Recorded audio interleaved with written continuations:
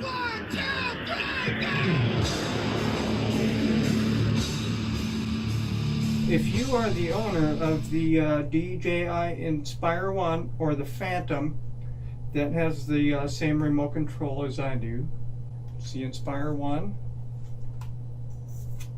And here is the harness for the remote. And what I want to show you is this new shoulder harness remote mount. So this is the remote I speak of. The harness would connect right into this bracket into the center with this hook. But it's a little difficult with one hand here. You really gotta, likes to spin around on you. Anyway, it likes to get hooked to the side. It'll twist around and sort of just catch right here when it's turning. And then it gets caught right in front of either one of the joysticks. Rather than having it sitting here, you know, I think the harness is more of a convenience factor, so you don't drop it. And it, you know, it'll still spin. It'll go like this. If you're walking around, you just can't. You can set the remote down, but it's not gonna sit there. It's gonna spin around and get caught up. As you can see, assembly required. It's not super convenient to assemble, and it doesn't look like that complex of a design. It's got some padding around the shoulder area, and it's got padding on the back side, and it is adjustable. It is made in China, so it's not American engineering. It didn't come straight out of the box super friendly. There's little plastic adjustment handles. There's one on each side. So it lifts up or down towards you. There's an Allen head on each side, and it's kind of inconvenient how this is kind of designed. Underneath this bracket, there's a piece of metal that comes up on the sides of these knobs here. You can see that. That was interfering with this aluminum bracket, so you couldn't adjust it up and down. So this had to be grounded down. This side was okay, so this was poorly machined. Once you get it together, it comes on like that. So you feel like you're a RoboCop or something here. It's actually adjusted to somebody else right now. And the person that adjusted this has a belly that sticks out, like a lot of people. So I don't have much of a belly that sticks out.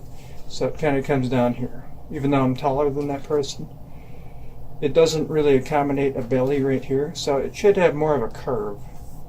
It should kind of curve a little bit here. It feels real tight right here. So I think it should have, you know, somewhat of an angle.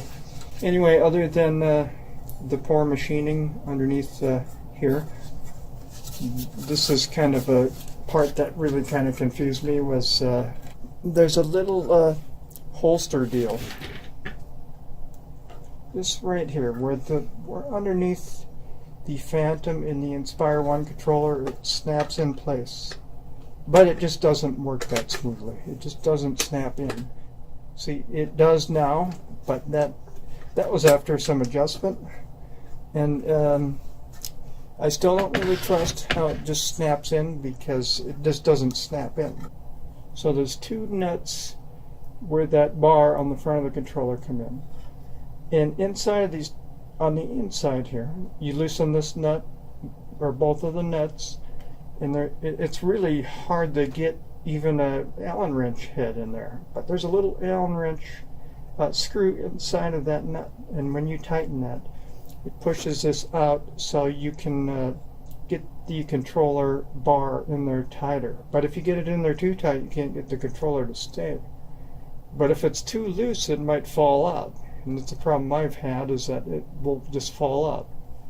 So there's really no happy medium with that. There's no quick snap lock or any sort of quick lock device on this. But the good part is, you know, it's hands-free. So you pop the remote in. After you adjust it, you know, which takes time, it doesn't happen in 10 minutes. Probably spend an hour or so. And if you have a grinder, you might need a grinder if you buy this thing. And that's what I don't like about this. But as long as you're careful and you're not doing backflips or anything crazy, you'll be okay.